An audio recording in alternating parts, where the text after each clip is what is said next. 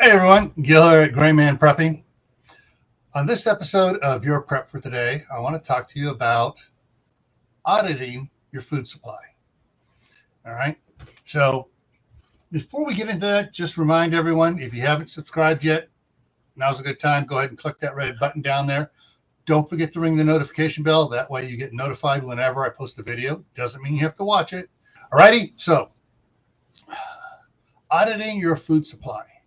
This is something you should be doing quarterly, every 3 months, because unless you're really, I don't know what's the word for it, compulsive order, keeping everything good, you're going to forget to mark things off when you go to use things. And, kids are going to grab stuff, and the spouse is going to grab stuff, and things aren't going to get marked off that you've used them.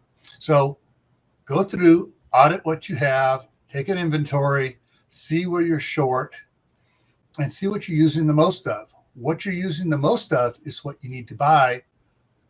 Once you restock that level, that's what you need to go the most above when you're going to add to your preps. All right? Because, hey, if you're using the most of refried beans, you don't want to just have the same amount of refried beans as you do black beans if you're only using black beans once a month. See what I mean?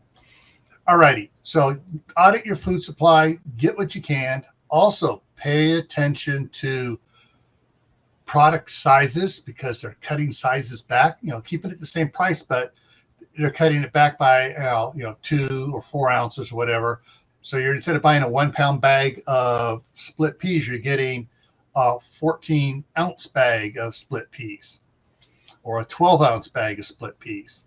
So be careful when you're buying it to make sure you're checking volume versus price, and look around to see what is on sale. It's better to buy stuff on sale, buy extra what's on sale, and wait for the other stuff to come up. Then you buy extra of it on sale. That's why you need to build up your supplies.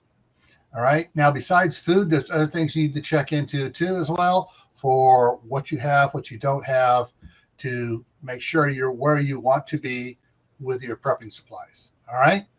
So everyone, stay happy no matter what life throws at you. Stay safe. Don't do anything foolish.